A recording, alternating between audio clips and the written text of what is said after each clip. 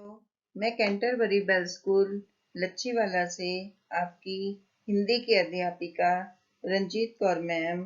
आज मैं आपको एनसीईआरटी द्वारा रचित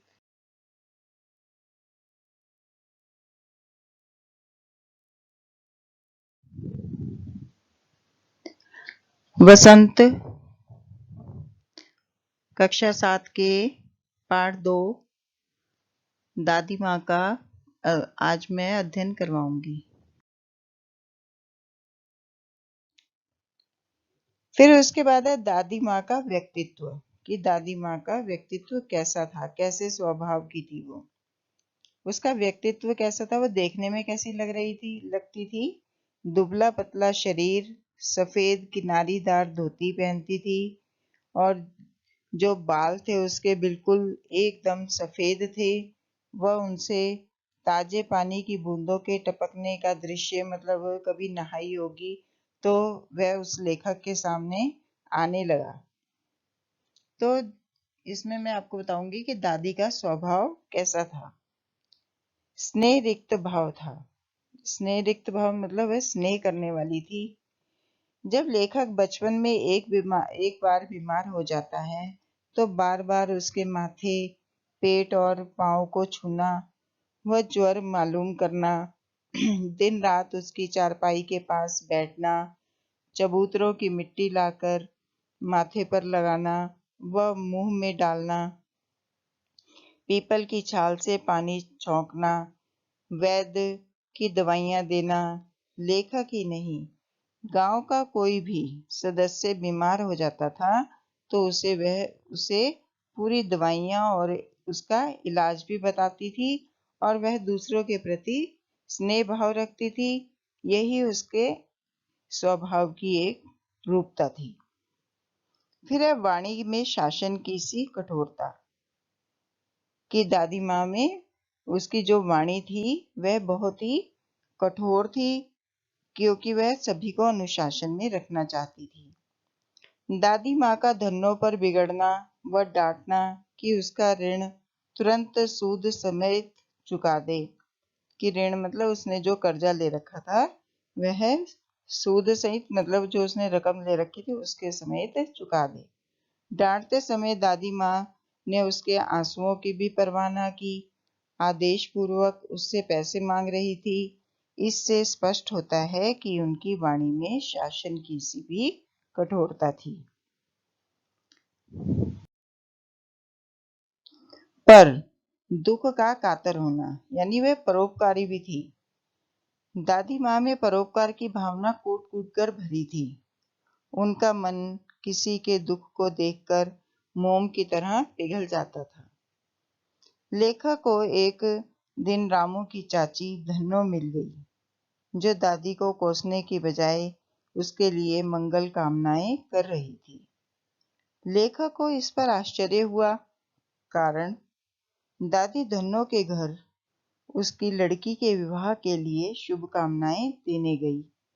धन्नो के अनुसार दादी ने न केवल उसका सारा कर्ज माफ कर दिया, बल्कि लड़की की शादी के लिए उसने 10 रुपए शगुन भी दिया।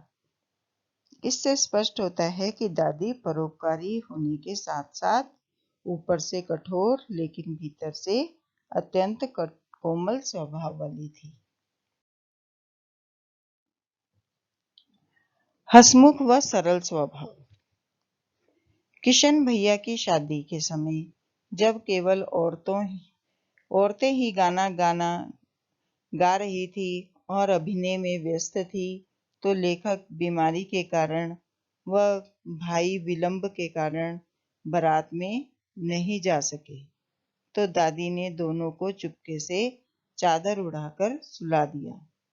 परंतु भेद खुलने पर दादी ने उनकी रक्षा की और औरतों को डांट भी लगाई। इस प्रकार दादी हसमुख स्वभाव और सरल स्वभाव की एक आदरणीय महिला थी।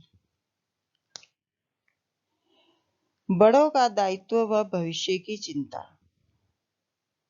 पति की मृत्यु के बाद एक दिन जब दादी ने पुत्र और पोते को घर की गरीबी पर चिंतातुर देखा। मतलब क्या है कि पति की मृत्यु हो गई थी और पुत्र और बेटे को, फिर उसने पोते को, तो उसने गरीबी की हालत में चिंताग्रस्त देखा, तो वह तुरंत ही संदूक में से सोने का कंगन निकाल कर ले आई। यह कंगन उसके पति की अंतिम निशानी थी। उसने कहा, यह इस मजबूरी में काम आ सकता है। उस समय लेखक को धात्री एक देवी के समान प्रतीत होती दिखाई दी। प्रभावशाली महिला। वह प्रभावशाली महिला भी थी। वैसे तो यह माना जाता है कि दादी माँ कोई काम नहीं करती थी, लेकिन घर का व बाहर का सभी कार्य दादी के बिना अधूरा सा ही रहता था। छोटे बड़े कामों में दादी की उपस्थिति व सलाह अनिवार्य होती थी। सभी जितने भी गांव के लोग होते थे, सभी लोग उनकी सलाह माना करते थे और उनकी उपस्थिति को जरूरी समझा करते थे। फिर धार्मिक प्रवृत्ति की जो दादी थी, वो धार्मिक प्रवृत्ति की भी थी। वह पाठ पूजा वगैरह और दिया जलाकर सब किया करती थी। गीली साड़ी में ही वह दिया जलाकर पूजा करना उसकी वह अपनी प्रवृत्ति माना करती थी। तो यादों से व्याकुल होकर वर्तमान में जब वह लौटता है, तो दादी माँ की मृत्यु का पत्र पढ़ते ही लेखक के सामने दादी का चरित्र सजीव हो उठता है। वह उनकी यादों में एकदम सा उदास हो जाता है।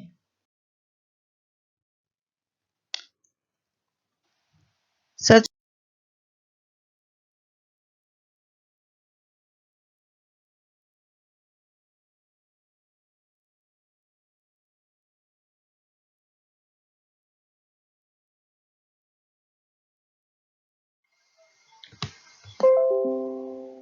तो बच्चों, मैंने आपको इस पाठ को पढ़ा तो दिया है। आप लोग इसको अच्छे ढंग से समझेंगे, क्योंकि इतना टाइम नहीं था कि मैं इसको पढ़ाती, इसलिए मैंने सिर्फ आपको इसका सारांश ही बताया है। और अब मैं आने वाली पार्ट 2 में वीडियो में आपको इसका अभ्यास कार्य कराऊंगी। धन्यवाद।